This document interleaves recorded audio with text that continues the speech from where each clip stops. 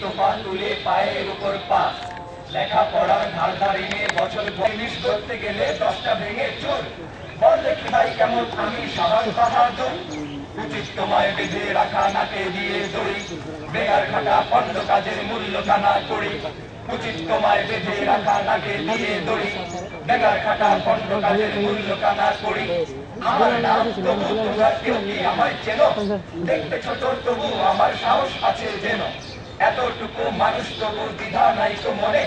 যে কাজেতেই লাগি আমি খাটি প্রাণপণে